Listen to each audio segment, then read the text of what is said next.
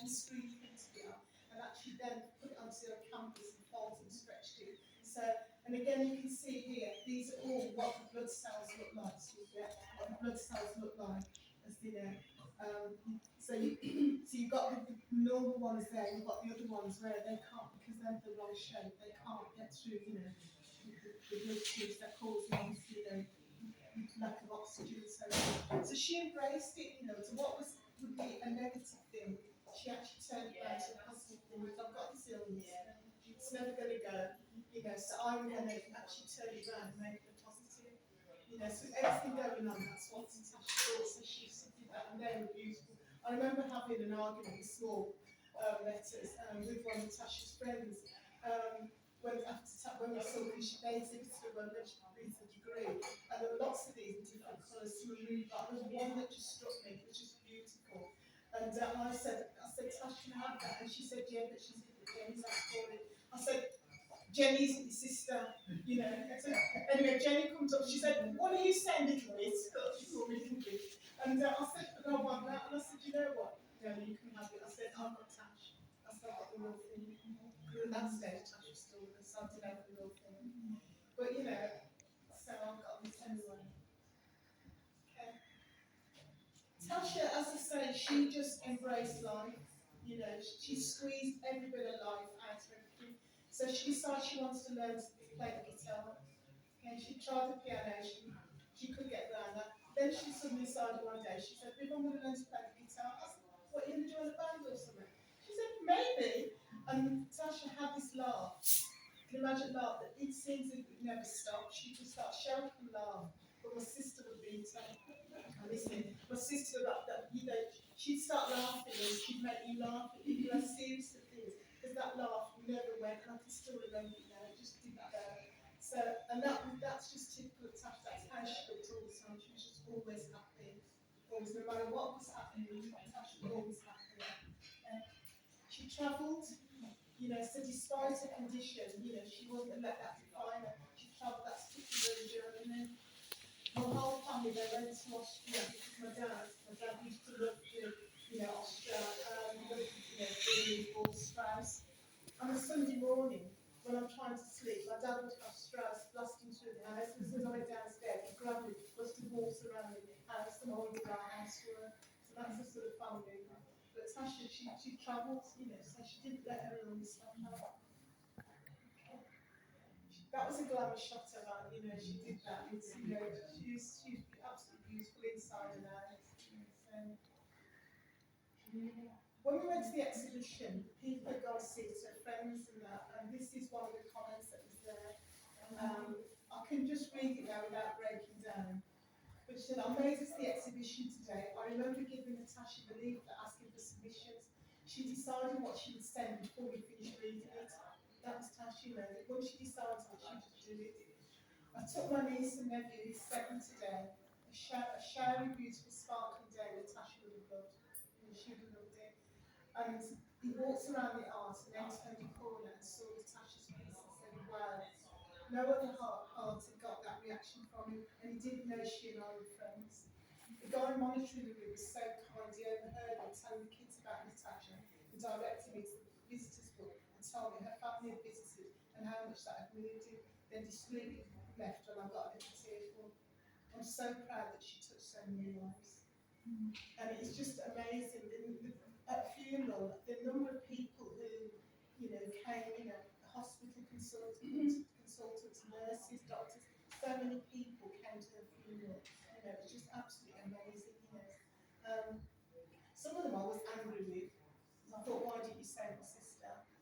Because she'd been in hospital for about 3 or 4 weeks. She'd been in intensive care for 2 weeks. They then moved her into the general hospital, general ward. I remember vividly, I went on a Sunday because on the Monday I was travelling to London to do 3 days trek in London. And the conversation we had, because they'd moved her back into the main ward, that she's getting better, she's going to be okay. And we talked about what we were going to cook when she came home, stuff, what the things we were going to do, We just talked about, the listen to music, all this. We talked and we got plans. On the Wednesday morning, phone went at 5 o'clock in the morning, and And you know that ain't good when your phone goes at 5 o'clock in the morning. For a nurse to say to me, I'm ringing on behalf of your mum, she wants to come to the hospital straight away. I would be lying if I said I know that Tasha passed then, but I sort of had a feeling, you know, that it was just a feeling. I don't know how I got myself from London to Birmingham. I got on the train, I came down to the hotel, it was a hotel stays in lots of times, I used to go to train there, and the concierge said, are you okay? And I said, I've got to get back to Birmingham. He said, what's the matter? And I just said, my sister's in the hospital, and I said, I need to pay the bill. He said, don't worry, I said, just go, just go. You know, so people just show you kindness in times like that. To this day, I've not received a bill. I'll go and touch them afterwards and say, okay, so it's been sorted, don't worry about it. I got on the train and I cried all the way from London to Birmingham. I got to Coventry and my husband phoned before I got there. He said, stay on the train, don't get off at Coventry. He said, carry on to Birmingham. And I said, what am I going to Birmingham for? He said, I'll pick you up. That's all right, no problem. Yeah. So I'll pick you up at Birmingham. And I'm thinking, well, no, I'll pick up at Coventry. My head wasn't right, you know, I was thinking, but he said, no, just go to Birmingham, I'll pick you up there. And I remember sitting on the train crying, and there was a chap sitting with us, and he came over and said, are you alright, dear? I said, yeah, I'm fine now, so I'm okay. He said, are you sure? He said, you know, do you need any water? And I said, no, I'm okay. But I just knew in my heart, so, but I couldn't work out how I'd seen her on Sunday. She was in the main ward, she was getting better, and for us just to lose her like that so suddenly, you know, I just couldn't believe it. This is, we went back to the exhibition, and these are my initial thoughts, if you like, when I saw it and I put it there. Reading these beautiful comments about my sister's work are very touching. It is wonderful to see that she developed her craft so skillfully. Sadly, she passed away recently. She'll never know how much more she would have developed and expanded on these beautiful pieces. But she's truly left a remarkable legacy. She was a stroke ambassador, and she went to a war with Bob Warman, the newsreader. And Natasha said to Bob Warman that how amazing and how humble she was. And Bob Warman turned around and said to my sister, but you're amazing. You know, and it was only because my mum told me this. Tasha never told me this. She was just so humble. She never ever saw how, amazing she was. Because to achieve that, with everything I've showed you, what she went through, it's just amazing. She learned to drive. It took 6 attempts, but she passed the test and she learned to drive. Once she learned to drive, you didn't see her for dust. You just did not see her for dust. So that's not a great picture, but that's a graduation picture. She graduated. So some absolute major achievements. But as I say, sadly, we also in 2017 lost my niece as well to sickle cell. She was only 13. And she died on the 17th of April, the same date as her auntie. So they're together very well. So sickle cell has really touched our family, and it's touched lots of families, but it's certainly touched our family. Just want to read something to you. When Tash was in hospital, when she was in intensive care, and she could just about speak, she actually said to me, she says, Viv, I've achieved everything I wanted. She said, I got a degree. She said, I learned to drive. I got a boyfriend. He wasn't to our taste, but she got a boyfriend. She became an artist, and she had her work exhibited. I mean, how many people can say they've achieved everything they wanted? But, that was, Miss Tash.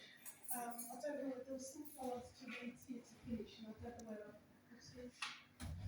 It's not a piece of paper in there, is there? Is there a type of piece of paper in there? No? Okay. It might be on here, actually. But just to finish, to me, Natasha was a sickle cell warrior. So, 37 when she died, so she was no age at all, really. But in that 37 years, she packed so much in there. It's just absolutely amazing. I don't think I was as much as she had. And I just want to finish on, so I just want to read this to you. Are we all right for time, Cheryl? Yeah, we're all right.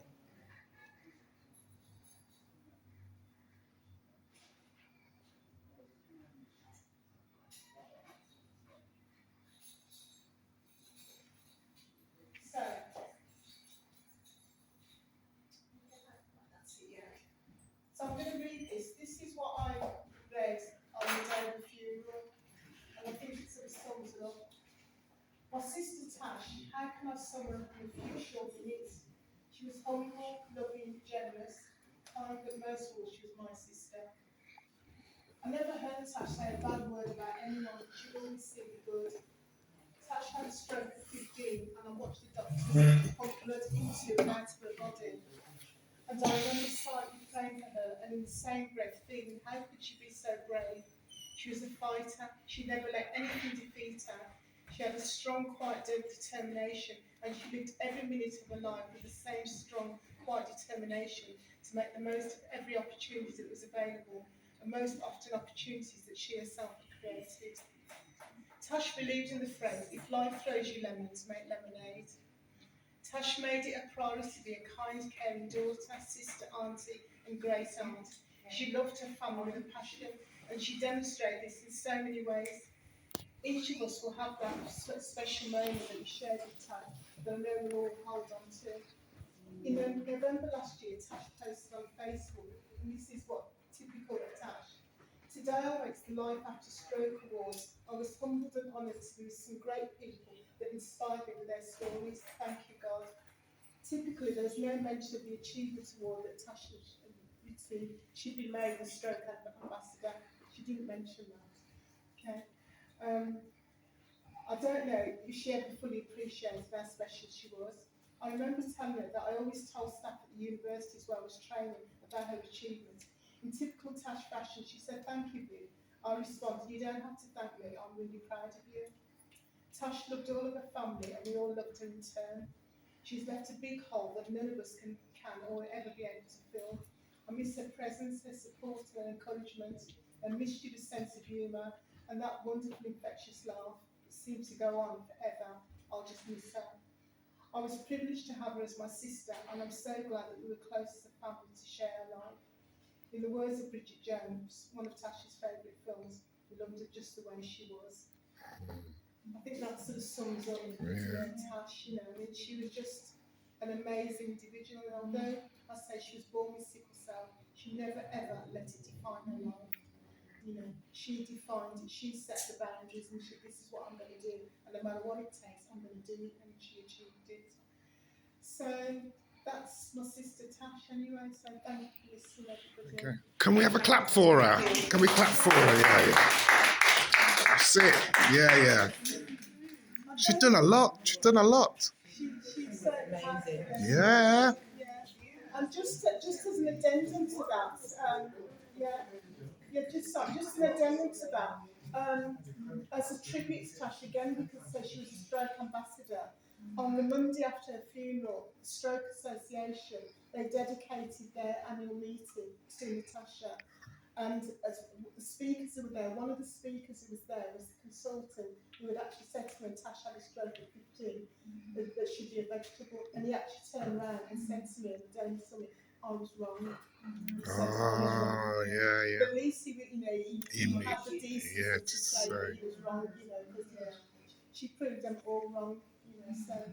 But anyway, What kept her so strong? What kept her so strong? I don't know, it was just something. She never gave up, did she? She carried on. You know, a lot of people give up. Yeah, no, Tash never gave up. Even in hospital, she never gave up, you know. Yeah, that's good. She just carried on. But she never ever worried about herself. No matter how ill Tash was, and I'd say, Tash, I'm okay, Viv, how are you? Yeah. So like that, you know, Beautiful soul. Beautiful soul. Thank you. You know, so that was always, you know. Yeah, you've presented it good, very good. Yeah, very professional. Okay, I'm at the West Indian Club. That was a nice speech by a lovely lady about sickle cells. I mean, yeah, well, it's educated as well. You know what I mean? I'll just show the restaurant up here. I'm in the West Indian Club. Oh, it's a restaurant here. It's just started. Looks nice and clean. Yeah. Yeah, looks nice. Slow it down a bit. That's it. Yeah, it looks nice.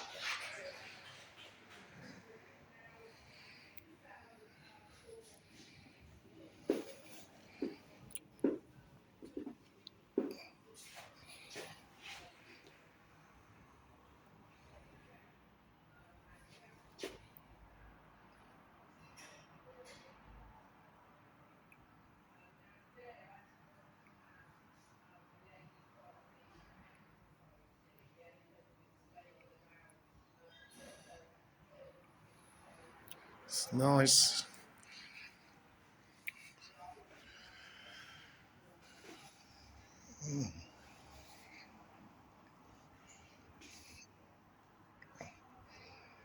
Yeah, that was a good speech by that woman. Her sister died.